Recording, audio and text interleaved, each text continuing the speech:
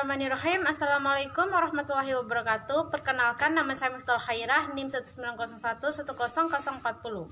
Saya dari kelas 3B, jurusan Pendidikan Islam Anak Usia Dini, Universitas Islam Negeri Mataram. Pada kesempatan ini, saya ingin menjelaskan tentang pembelajaran Al-Quran anak usia dini. Pembelajaran Al-Quran untuk anak usia dini yaitu untuk menanamkan dasar-dasar kemampuan membaca Al-Quran dengan fasih.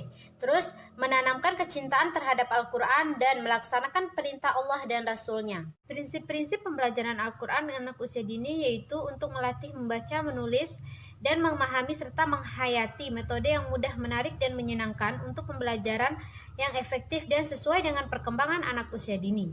Ruang lingkup pembelajaran Al-Quran anak usia dini yaitu pembelajaran Al-Quran anak usia dini dilakukan secara historis atau menyeluruh dan tidak berpaku hanya satu aspek saja. Mencakup pembelajaran Al-Quran anak usia dini yaitu memahami, menulis, membaca, dan menghafal. Dalam melakukan pembelajaran Al-Quran tidak hanya untuk membaca dan menulis saja, akan tetapi dalam pembelajaran Al-Quran ini kita bisa mengajar anak untuk dalam metode bercerita, di mana pembelajaran Al-Quran ini tidak hanya melalui bertulis saja, akan tetapi dengan bercerita anak akan mengetahui kandungan Al-Quran dan sesuai dengan tahap perkembangan pada strategi memahami kandungan Al-Quran untuk anak usia dini ini dengan melalui metode bercerita, lagu, bernyanyi, dan bermain peran.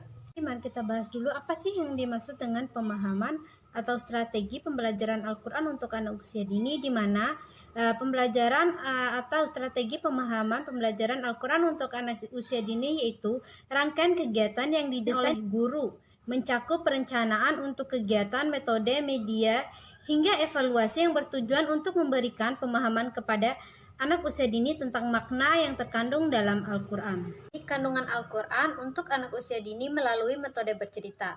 Metode bercerita adalah menyampaikan serangkaian peristiwa yang dialami oleh sang tokoh. Tokoh dalam cerita ini dapat berupa manusia, binatang, makhluk-makhluk lain, baik tokoh nyata maupun rekaan. Tujuan metode bercerita dalam pembelajaran Al-Quran anak usia dini yaitu yang pertama, mengenal kisah-kisah dalam Al-Quran, mengenal nilai, pesan agama, dan moral yang ada di dalam Al-Quran, menumbuhkan rasa cinta terhadap Al-Quran, dan menanamkan semangat mempelajari Al-Quran. Pahami kandungan Al-Quran anak usia dini, di mana metode ini menggunakan metode bernyanyi atau lagu untuk mengembangkan hafalan dan mengembangkan suara anak usia dini. Manfaatnya dalam metode bernyanyi ini yaitu dapat membuat anak merasa menyenangkan, mengatasi kecemasan, dan bahkan masih banyak lagi yang lainnya.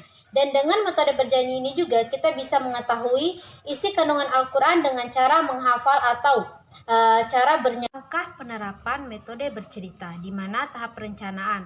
Yang pertama yaitu menetapkan tujuan dan tema cerita, yang kedua memilah dan memilih cerita, yang ketiga menetapkan teknik bercerita yaitu maupun menggunakan media, menyiapkan media seperti buku gambar, audiovisual, dan boneka tangan. Terus yang kelima menguasai atau menghafal cerita.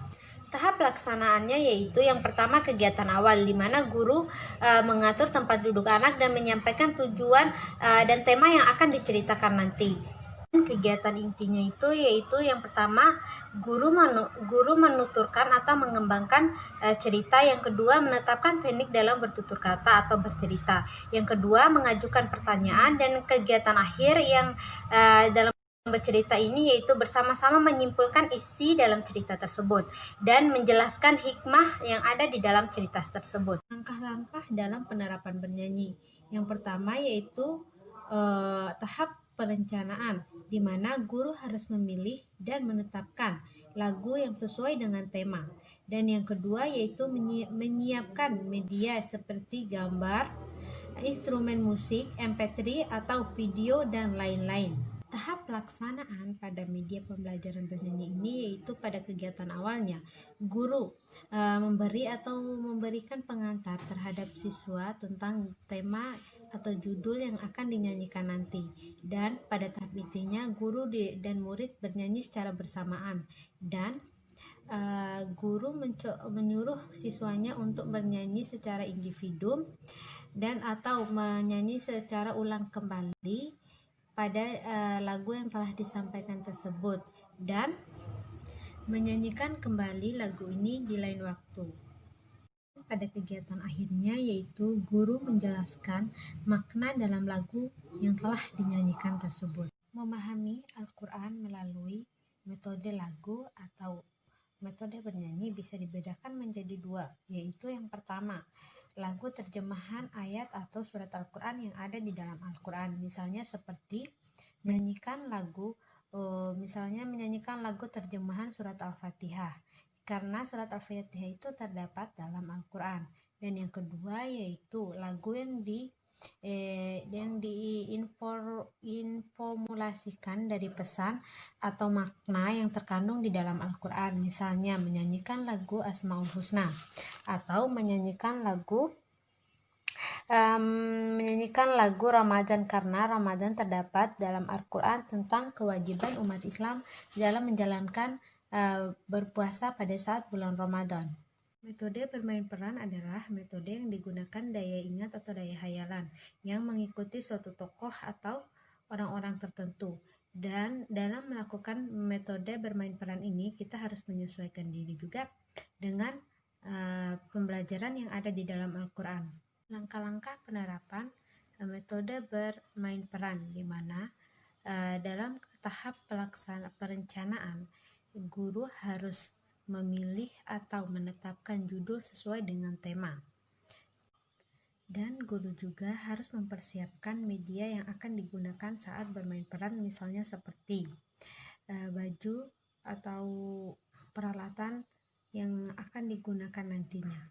Dan tahap pelaksanaannya, di mana pada tahap pelaksanaan ini kegiatan awalnya yaitu guru menjelaskan atau memberitahu judul atau tema pada kegiatan yang akan dilaksanakan nanti. Pada tahap inti, guru dan murid sama-sama bermain peran dalam kegiatan tersebut. Dan pada kegiatan akhir, yaitu guru menjelaskan hikmah atau makna dalam peran yang telah dimainkan tadi. Ruang lingkup pembelajaran membaca Al-Quran anak usia dini itu yang secara umumnya yang pertama, mengenal huruf hijaiyah. Yang kedua, cara menyembunyikan masing-masing huruf hijaiyah dan sifat huruf tersebut.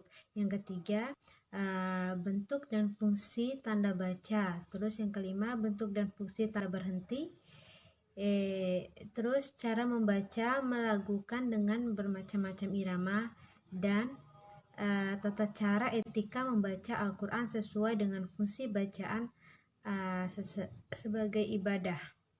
Ruang lingkup pembelajaran membaca Al-Quran untuk anak usia dini yaitu mengenal huruf hijaiyah, di mana mengenal huruf hijaiyah bertujuan agar anak dapat melafalkan huruf-huruf hijaiyah dengan fasih dan mampu membedakan antara satu huruf dengan huruf yang lainnya dari segi makhraj maupun sifat huruf.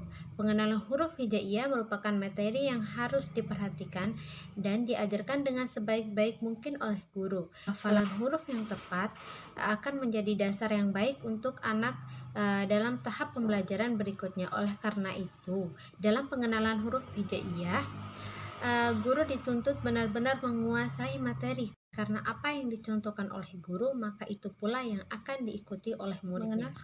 Mengenal harokat dalam beberapa metode seperti metode Iqra, metode Umi, dan Qiraati dilakukan bersamaan dengan pengenalan huruf diawali dengan harokat fathah, sedangkan dalam metode Bigdad dimulai dengan mengenal nama-nama huruf, kemudian dilanjutkan dengan huruf berharokat fathah, disusun harokat kasrah, domah, fathain, kasrain, domain, dan seterusnya. Pengenalan harokat dilakukan setelah anak mulai mengenal huruf. Harokat bisa dikenal dalam berbagai bentuk disesuaikan dengan karakteristik anak usia dini. Dan pengenalan harokat ini juga agar anak dapat membaca Al-Quran. Mengenal huruf sambung, di mana mengenal huruf sambung dilakukan setelah mengenal huruf hijaiyah dan harokat. Pengenalan huruf sambung ini untuk mempermudahkan anak dalam membaca Al-Quran. Hal ini dilakukan dengan guru membaca satu huruf dan disambung oleh anak. Pada tahap awal, perkenalan huruf sambung dilakukan dengan mengenal dua huruf dan terus meningkat sesuai perkembangan anak. Dan yang selanjutnya yaitu mengenal panjang pendek bacaan. Panjang pendek bacaan dilakukan Setelah anak benar-benar memahami dan tahu tentang harokat dan hafalan dengan baik, bagaimana cara membaca dan mengucapkan setiap huruf. Nah, dalam praktek pembelajaran membaca Al-Quran atau pengenalan dasar-dasar pembelajaran Al-Quran, pencapaian setiap anak tentu berbeda-beda, karena hal ini disebabkan oleh berbagai faktor seperti ketekunan anak dan kedukungan orang tua atau keluarga, serta metode yang digunakan guru dan lain masih banyak lagi. Sehingga kita yang dapat menemukan anak-anak pada berusia 6 tahun, ada yang sudah mampu mengenal panjang pendek huruf, yang baru hanya mengenal huruf hijaiyah, bahkan ada juga yang hanya mengenal Quran. Bagi anak usia dini, yaitu yang pertama menebalkan huruf, 2 menirukan huruf, 3 membentuk huruf, dan 4 mewarnai huruf. Di mana di sini kita suruh untuk pelajaran menulis Al-Quran untuk anak usia dini, yaitu metode pertama menebalkan huruf, yang kedua menirukan huruf, yang ketiga membentuk huruf, dan yang keempat mewarnai huruf. Dimana dengan metode ini kita akan menyuruh anak untuk menulis secara tidak langsung tentang huruf-huruf hijaiyah ataupun huruf yang ada di dalam Al-Quran sesuai dengan kandungan Al-Quran tersebut dan pemahaman anak usia dini.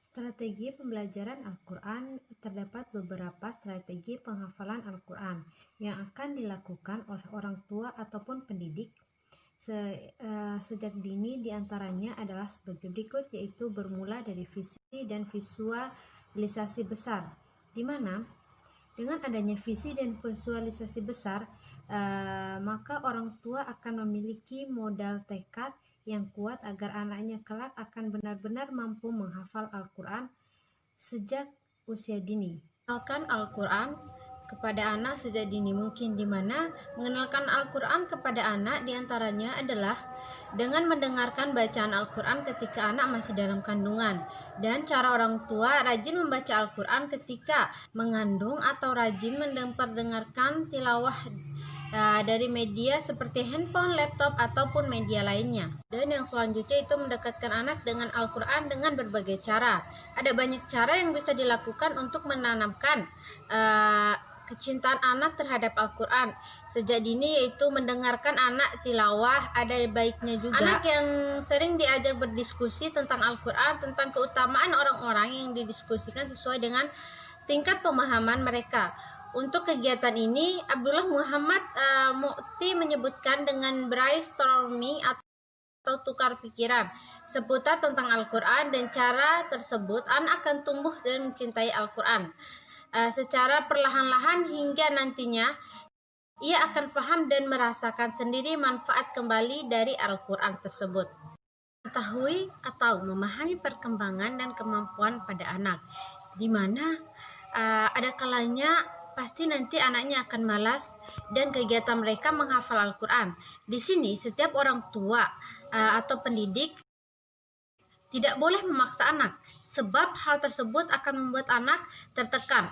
Hal itu yang perlu dilakukan orang tua adalah memancing mood anak agar anak kembali beraktivitas dalam menghafal Al-Quran. Yang bisa dilakukan orang tua adalah mencari kembali sebab ia menolak untuk menghafal dan diketahui penyebabnya. Maka orang tua dapat memberikan solusi agar anak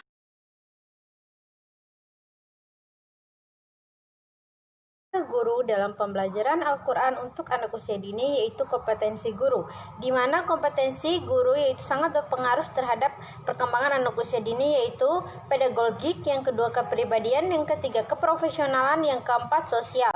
Dan karakteristik guru pembelajaran Al-Quran anak usia dini yaitu fasih dalam pembelajaran huruf, 2 lancar dalam membaca Al-Quran sesuai dengan kaidah ilmu tajwid, 3 memiliki Al-Quran, 3 memiliki hafalan Al-Quran, 4 menguasai metode dan pendekatan pembelajaran Al-Quran. Terus yang selanjutnya yaitu motivasi siswa. Yang kelima, mampu menjalin komunikasi dengan orang tua ataupun siswa. Juga harus memiliki akhlakul karimah, di mana yang pertama itu guru harus menunjukkan kasih sayang dan kesabarannya dalam mengajar anak usia dini. Yang kedua, tegas saat siswa menunjukkan kesalahan. Yang ketiga, tawadu Yang keempat, bersahaja atau wara. Yang kelima atau yang terakhir yaitu khasyah atau takut kepada Allah atau takwa kepada Allah Subhanahu wa taala. Keutamaan guru yang mengajarkan Al-Qur'an yaitu yang pertama, dalam hadis Rasulullah SAW bersabda, Allah berfirman, barang siapa yang disibukkan dengan mengkaji Al-Qur'an dan menyebut namaku sehingga tidak sempat meminta kepadaku, maka aku berikan kepadanya sebaik-baiknya pemberian yang aku berikan kepada orang-orang yang meminta, dan aku berikan kalam Allah atas perkataan lain adalah seperti keutamaan Allah di atas makhluknya. Riwayat Tirmizi. Hanya itu yang dapat saya sampaikan. Lebih dan kurangnya saya mohon maaf. Burung Indian, burung cendrawasih. Cukup sekian dan terima kasih. Wabillahi taufiq wal hidayah. Wassalamualaikum warahmatullahi wabarakatuh. Piaut, salam ketulusan.